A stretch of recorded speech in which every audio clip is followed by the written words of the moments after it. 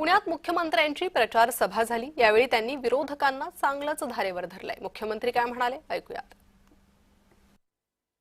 आपण जर या पुण्याचा विचार केला तर केवळ महाराष्ट्रातलं नाही, देशातलं फास्टेस्ट ग्रोइंग सिटी, देशातली सर्वाधिक वेगाने विकसित होणारं शहर हे आपलं पुणे शहर आहे।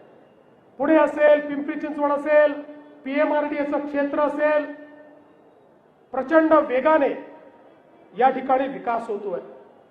आणि पुण्याचा विचार केला तर जवळपास 500 चौरस मीटरचं आपलं पुणे एक प्रकारे महाराष्ट्राच्या अर्थव्यवस्थेचं ग्रोथ इंजिन म्हणून या पुण्याकडे आपण पाहतो।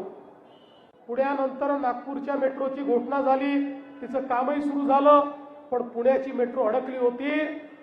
या ठिकाणी आम्ही ठाम निर्णय घेतला आणि कोणाचंही ऐकायचं नाही ठरवलं आणि त्या ठिकाणी मेट्रोचं काम आम्ही सुरू केलं। आज मला सांगताना आनंद वाटतो, 110 किलोमीटरचं मेट्रोचं नेटवर्क हे पुण्यामध्ये आज आपण करतोय आणि त्यातलं 33 किलोमीटरचं नेटवर्क हे आपण पूर्ण केलंय। 5 वर्षात आम्ही केलेलं काम हे या ठिकाणी आपल्याला सांगितलं। मी परवाच पुण्यामध्ये येऊन 3000 कोटी रुपयाच्या कामाची सुरुवात करून गेलो। 9000 कोटी रुपयाची कामं या ठिकाणी चालली आहे। त्यामुळे कोणी जर आम्हाला विचारणार असेल तुम्ही नेमकं काय केलं, तर त्यांनी प्रत्येकाने एकदा आरसा पाहावा, एवढीच माझी त्यांना विनंती असणार आहे।